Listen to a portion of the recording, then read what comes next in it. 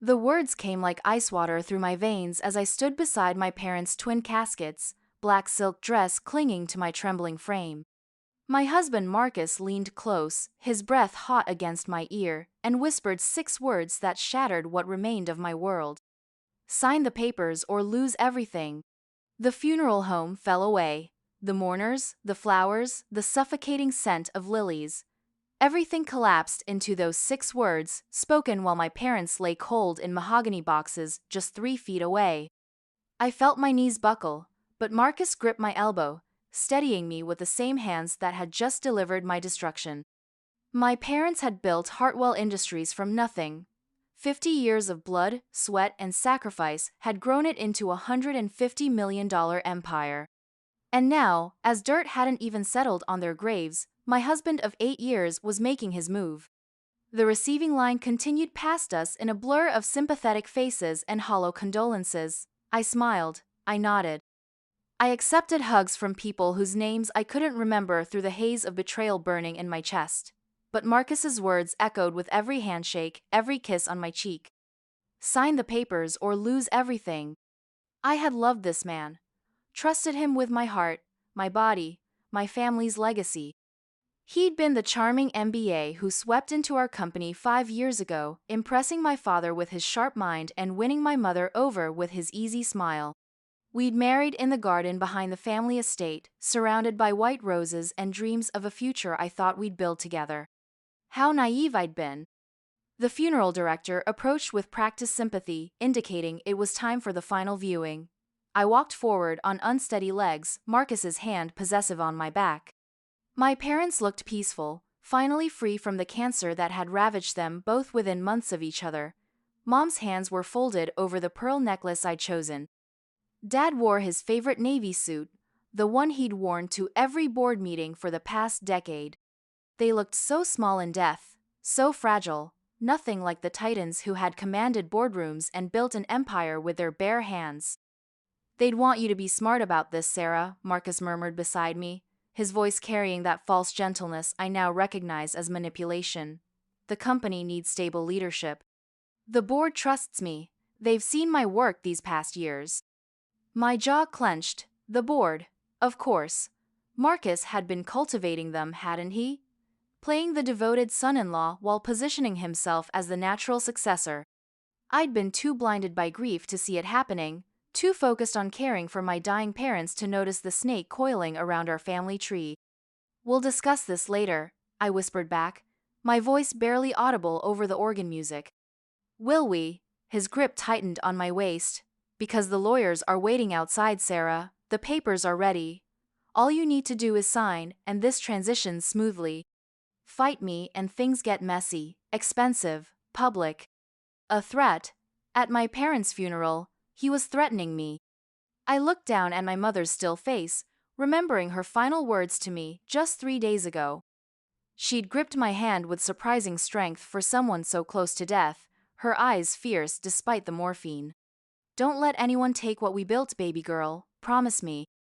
I had promised, and now I understood why she'd made me swear it. The service moved forward like a terrible dream. I sat in the front pew, Marcus beside me playing the role of grieving son-in-law perfectly. He held my hand during the eulogy. He passed me tissues when I cried. To everyone watching, he was the devoted husband supporting his devastated wife. But I felt the papers in his jacket pocket every time he leaned close, heard the rustle of documents that would strip away everything my parents had died protecting. During the graveside service, I caught sight of James Rothwell, my father's longtime friend and the head of our board of directors. He stood apart from the others, his weathered face grave as he watched the caskets being lowered. When our eyes met, he nodded slightly, then looked away. Something in that exchange felt significant, though I couldn't place what. The reception at our house afterward was a blur of casseroles and condolences. I moved through the crowded rooms like a ghost, accepting sympathy while my mind raced. Marcus stayed close, his presence suffocating as he guided conversations and accepted praise for taking care of Sarah during this difficult time. I excused myself to the bathroom and locked the door, finally allowing myself to breathe. My reflection in the mirror showed a woman I barely recognized. Pale, hollow-eyed, aged years in the span of weeks. But underneath the grief, something else flickered. Something that might have been rage. A soft knock interrupted my thoughts. Sarah? It was Ellen, my mother's best friend and the closest thing I'd had to an aunt growing up. Honey, can I come in? I opened the door, and Ellen slipped inside, her face tight with concern. I need to tell you something, she said quietly, glancing toward the door. Your mother asked me to give you this if anything happened to her. She pressed a small key into my palm. It was warm from her pocket, brass and unfamiliar. She said to check her jewelry box, the hidden compartment your father built when you were little. She said you'd remember. I did remember. The secret drawer Dad had installed when I was 8, after I'd begged him for a treasure box like the pirates in my storybooks. Mom had kept special things there. Birthday cards from Dad. My baby teeth. Little keepsakes that meant more to her than diamonds. Ellen, what's going on? Her eyes filled with tears. Your mother knew, sweetheart, about Marcus. She hired a private investigator 6 months ago. The bathroom walls seemed to close in around me. Knew what? The affairs. The financial maneuvering. The plan to push you out of the company. She documented everything, Sarah. Everything. My legs gave out, and I sank onto the closed toilet seat. Affairs, plural. Who? I whispered. Multiple women, but the main one. Ellen's voice broke. It's Rebecca Martinez from accounting. They've been together for 2 years. Your mother has photos, financial records, hotel receipts. She was building a case. Rebecca. Sweet, quiet Rebecca who'd send me a sympathy card, who'd hug me at the office Christmas party, who I'd recommended for promotion just last year. Why didn't she tell me? She wanted to, but the cancer moved so fast, and she was afraid of what the stress might do to you while you were caring for her. She planned to handle it after she got better. Ellen wiped her eyes. She never got the chance. I stared at the key in my palm. Such a small thing to hold such devastating secrets. Sarah, there's more. The investigator found evidence that Marcus has been siphoning money from company accounts. Small amounts, but consistently. And he's been meeting with competitors, offering insider information in exchange for promises of executive positions. The rage that had been simmering finally boiled over. Not just affairs, not just emotional betrayal. He'd been selling out my family's legacy for profit and personal gain. How long do I have? I asked, surprised by how steady my voice sounded. The board meeting is Monday morning. He's calling for an emergency session to discuss company leadership in light of your parents' passing. Word is he's already secured enough votes to have himself named interim CEO, with plans to make it permanent. 4 days. I had 4 days to figure out how to destroy the man I'd once loved. I rejoined the reception with a smile plastered on my face, the key burning in my palm like a brand. Marcus materialized beside me immediately, his hand claiming my waist with practiced possessiveness. Everything all right, darling? You look better, more composed. Just needed a moment, I replied, letting him guide me toward a group of board members clustered near the fireplace. Sarah, we're so sorry for your loss, said Patricia Henley, our head of marketing. Your parents were remarkable people, true visionaries. They were, I agreed, watching Marcus from my peripheral vision as he nodded solemnly. They always said the company was only as strong as the people who protected it. Indeed, rumbled James Rothwell, stepping closer to our circle. Protection requires vigilance. Your father understood that. He never trusted anyone who hadn't proven their loyalty beyond question. Marcus's grip on my waist tightened slightly. Of course, trust is earned, not given. I've spent 5 years earning that trust from this board and from Sarah's family. Have you? James's tone was casual, but his eyes were sharp as they fixed on Marcus. Time has a way of revealing character, doesn't it? Sometimes, people show you exactly who they are when they think no one is watching. The conversation continued around me, but I was focused on the subtle tension crackling between James and Marcus. Did James know something? Was he fishing, or did he have concrete information? As the evening wound down and guests began to leave, I found myself alone with James in the kitchen while Marcus walked Rebecca Martinez to her car. Yes, she'd been here, At my parents' funeral. Hugging me. Telling me how sorry she was for my loss. Your father and I talked a lot in his final weeks. James said quietly, loading dishes into the dishwasher with the familiarity of family. He was worried about you, about the company, about Marcus. I stopped pretending to put away food. What did he tell you? Enough. James's weathered hands stilled on a serving platter. Your mother shared her concerns with him, the investigation, the evidence.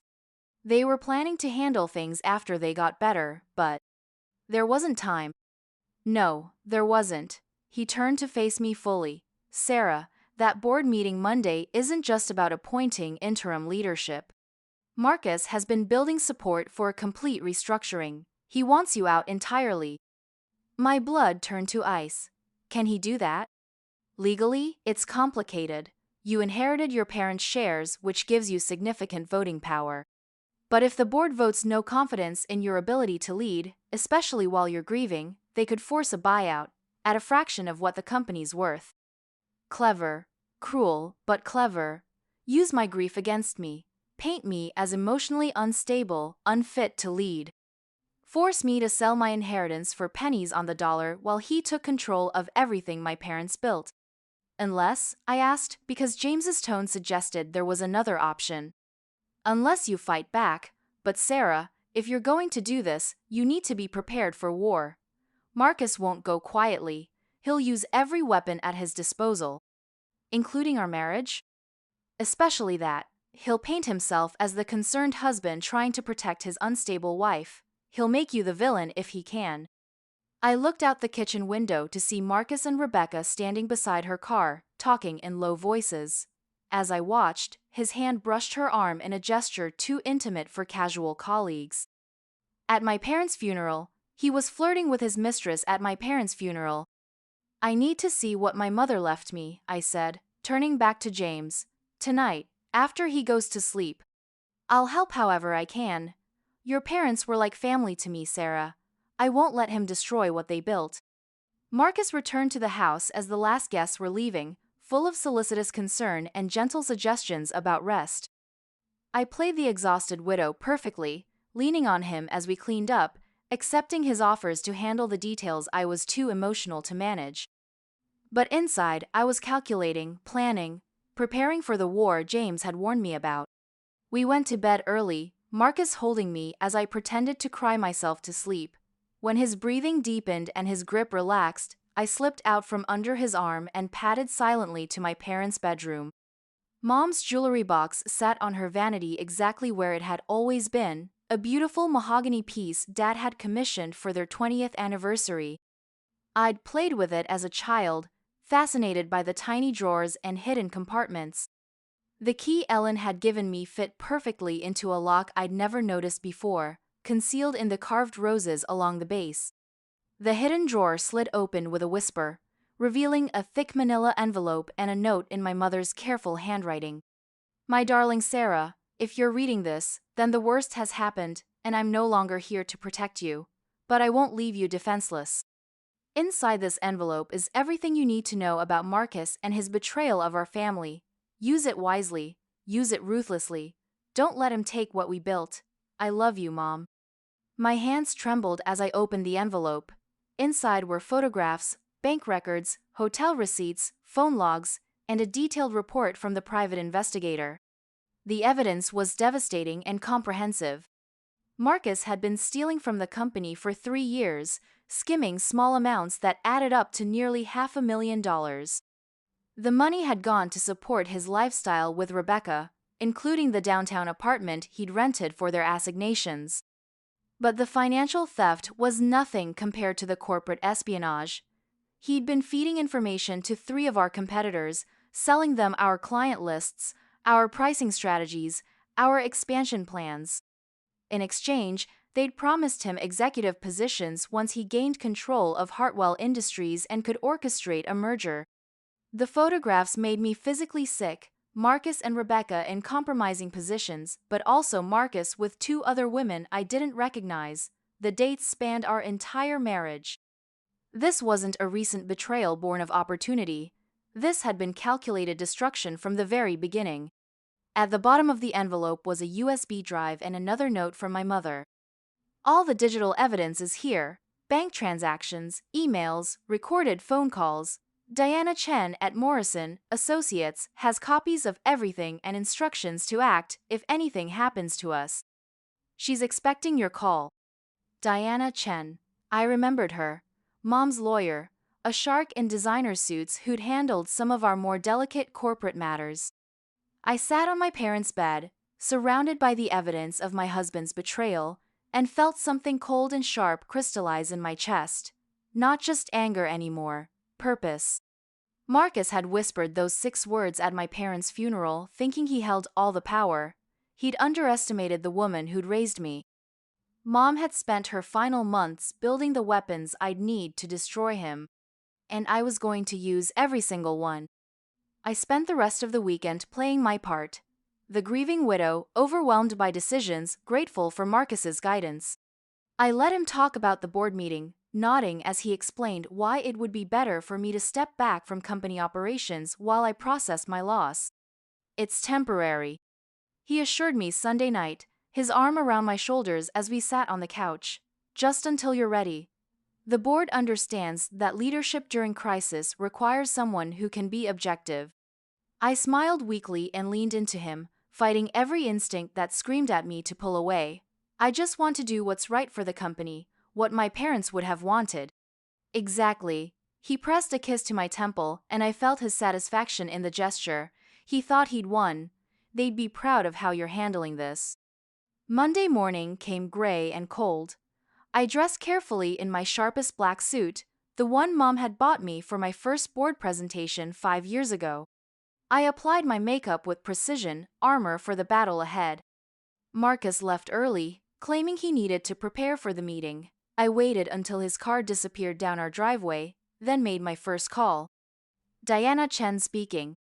Diana, it's Sarah Hartwell. I think my mother left some instructions for you. A pause, then, her voice sharpened with interest. Sarah. Yes, I've been waiting for your call. How much do you know?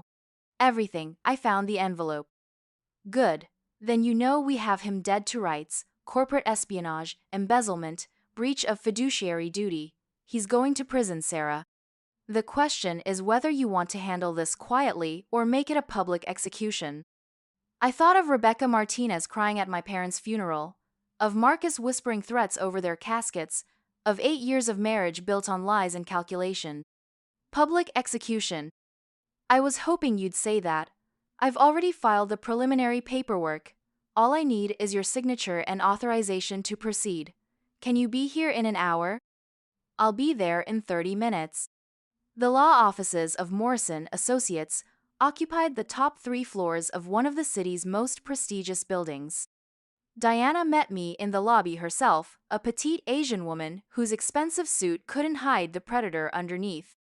Your mother was one of my favorite clients, she said as we rode the elevator to her floor. Brilliant woman, thorough. She wanted to make sure you had every advantage when this moment came. Her office was a monument to successful warfare, lined with awards and photos of Diana with various business leaders and politicians. She settled me in a leather chair across from her massive desk and spread out documents like a general planning a battle. Here's what's going to happen, she said, her voice crisp and professional. At exactly 15 minutes after your board meeting starts, these documents will be filed with the court. Restraining orders to freeze all company assets and prevent any unauthorized transfers. Criminal complaints for embezzlement and corporate espionage. Civil suits for breach of contract and fiduciary duty. She slid another set of papers across the desk. These are the divorce papers. Adultery, fraud, and abandonment. We're seeking full dissolution with prejudice plus damages. Given the evidence, he won't get a penny from you. In fact, he'll owe you quite a lot when this is over. I signed each document with steady hands. My mother had taught me to be thorough. What about the board? I asked. Leave that to me. I've been in contact with James Rothwell. He's been documenting Marcus's attempts to influence votes through less than ethical means. Apparently, your husband promised several board members lucrative consulting contracts once he took control. That's bribery, Sarah. highly illegal. Diana leaned back in her chair, smiling with the satisfaction of a woman who enjoyed her work. By the time that meeting ends, Marcus will be in handcuffs and you'll be the undisputed CEO of Hartwell Industries. The board meeting was scheduled for 10:15 in the conference room on the 32nd floor of our downtown headquarters. I arrived at exactly 10:30, letting myself into the building with my keycard and taking the elevator up in silence. Through the glass walls of the conference room, I could see the meeting in progress. Marcus stood at the head of the table, gesturing confidently as he addressed the 8 board members. His presentation slides were visible on the wall screen behind him: transitional leadership structure and protecting shareholder value. I stood in the hallway for a moment, watching him perform. He looked so assured, so in control. The man who'd whispered threats at my parents' funeral was now positioning himself as their natural successor. My phone buzzed with a text from Diana. Filed. Warrants issued. Showtime. I walked into the conference room without knocking. "I'm sorry I'm late," I said pleasantly, moving to take my seat at the table. I had some legal matters to attend to. Marcus's presentation stumbled to a halt. His face showed surprise, then irritation. "Sarah, darling, I thought we discussed this. You don't need to put yourself through this right now." "Actually, I think I do." I smiled at the board members, noting how several looked uncomfortable. James Rothwell was watching me with sharp attention, while Patricia Henley and 2 others wouldn't meet my eyes. "As I was saying," Marcus continued, his voice taking on that patronizing tone I'd learned to hate, "the company needs stable leadership during this transition period. Sarah is overwhelmed with grief, understandably, and the company needs leadership that isn't currently under federal investigation." The words dropped into the room like a live grenade. Marcus went very still, his face draining of color. "What did you say?" "The FBI raided your office 20 minutes ago, Marcus. They found quite a lot of interesting material in your computer files." I had their attention now. Every face in the room was focused on me with laser intensity. "Corporate espionage is a federal crime," I continued conversationally. "So is embezzlement. The evidence suggests you've been guilty of both for the past 3 years." Marcus's mask finally slipped, revealing the cold calculation underneath. "That's a serious accusation, Sarah. I hope you can back it up." "Oh, I can." I opened the folder I'd carried in and began distributing copies of selected documents. Bank records showing transfers from company accounts to your personal holdings. Hotel receipts showing company funds used for personal entertainment. Email correspondence with our competitors offering proprietary information in exchange for future employment. Patricia Henley's sharp intake of breath was audible in the sudden silence. James Rothwell was scanning the documents with grim satisfaction. "This is fabricated," Marcus said, but his voice lacked conviction. "Sarah is having a breakdown. She's not thinking clearly. The FBI seems to think the evidence is quite clear. They're particularly interested in this email exchange with Davidson Industries, where you offered to provide them with our client acquisition strategy in exchange for a senior vice president position once they acquired our company." I watched him calculate, searching for an escape route. But Mom had been thorough. There was none. "And then there's this," I said, sliding another photograph across the table. It was Marcus and Rebecca Martinez, unmistakably intimate, taken just 2 weeks ago. The timestamp was clearly visible. The silence stretched until it became unbearable. Then Robert Chen, our head of operations, cleared his throat. "If these allegations are true—" "They're not allegations," I interrupted gently. "They're facts, documented, verified facts that will be presented in federal court when my husband is arraigned tomorrow morning." Marcus exploded out of his chair. "You vindictive bitch! You couldn't stand that I was going to succeed where you'd have failed. You've always been weak, living off your parents' success." The venom in his voice was shocking in its intensity, but also liberating. This was who he really was, who he'd always been underneath the charming facade. "Sit down, Marcus." The new voice came from the doorway. Detective Ray Morrison of the FBI's White-Collar Crime Division stepped into the room, flanked by 2 uniformed officers. Marcus Hartwell, you're under arrest for corporate espionage, embezzlement, and conspiracy to commit fraud. Marcus looked around the room wildly, as if expecting someone to defend him, but the board members were staring at him with mixtures of disgust and disappointment. As the detective read him his rights and the handcuffs clicked into place, Marcus locked eyes with me across the table. "This won't hold," he said quietly. "I'll make sure you regret this."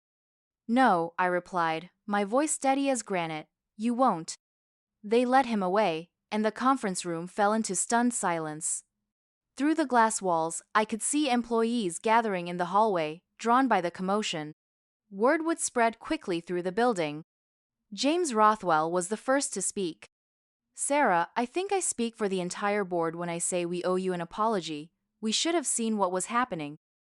"Some of you did see," I said, looking pointedly at Patricia and the two others who'd avoided my gaze earlier. "You just chose to profit from it instead of reporting it." Patricia's face flushed red. "I never." "You promised Marcus your vote in exchange for a consulting contract worth $200,000 annually. That's bribery, Patricia. Diana Chen has the recordings."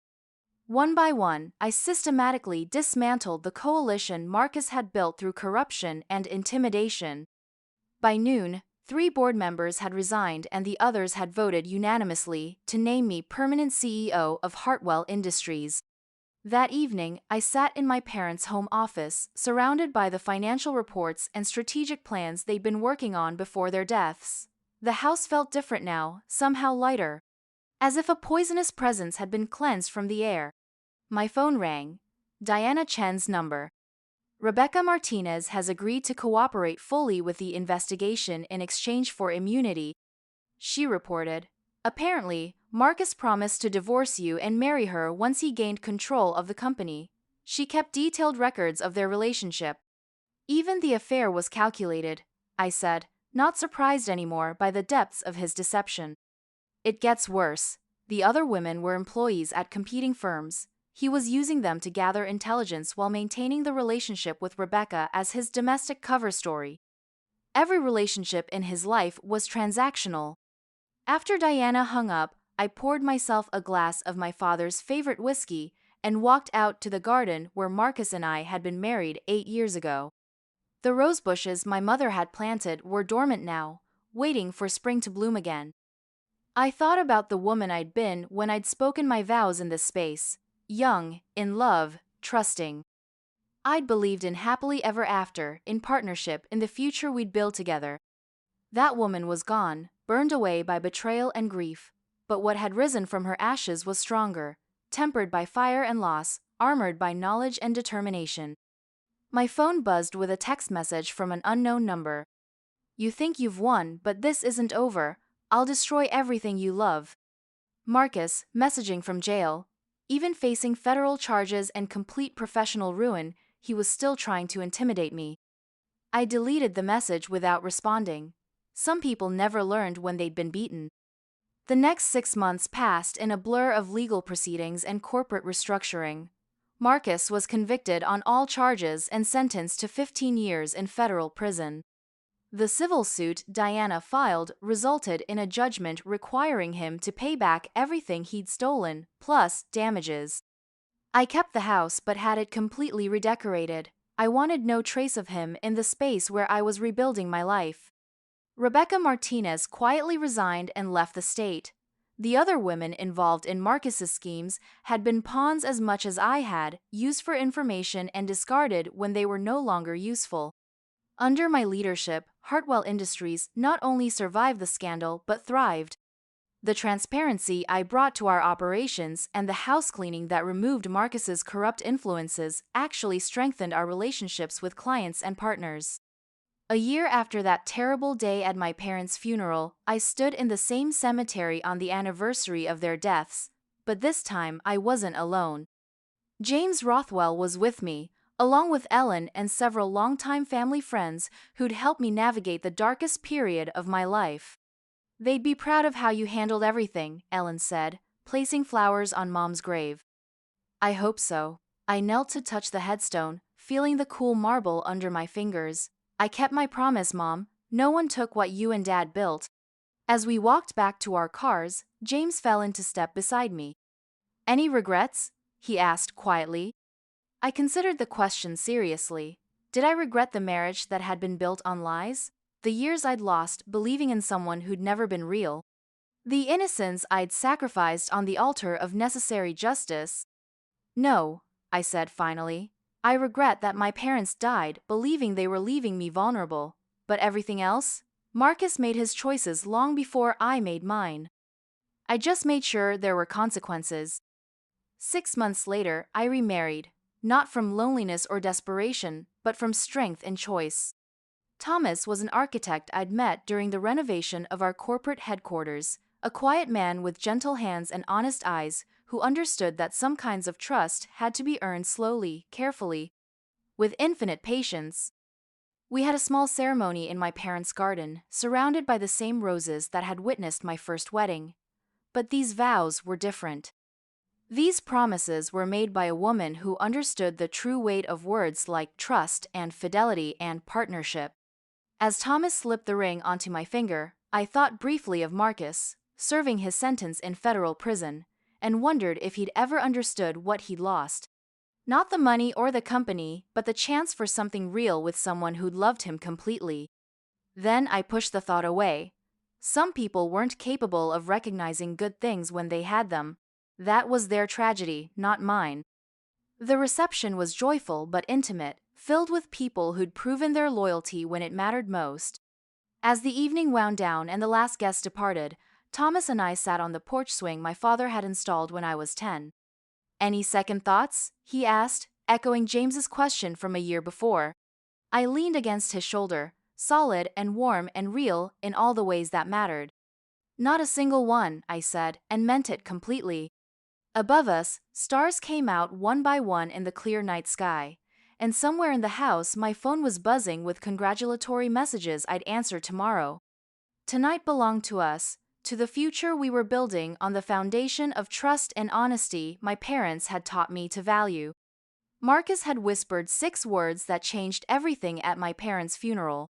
But the words that mattered more were the ones I'd whispered back in that conference room when his schemes finally crumbled around him. No, you won't. Sometimes, the most powerful victories came not from destroying your enemies, but from refusing to let them destroy you. In the end, that choice had made all the difference. The house settled around us with quiet contentment, and I closed my eyes, finally at peace.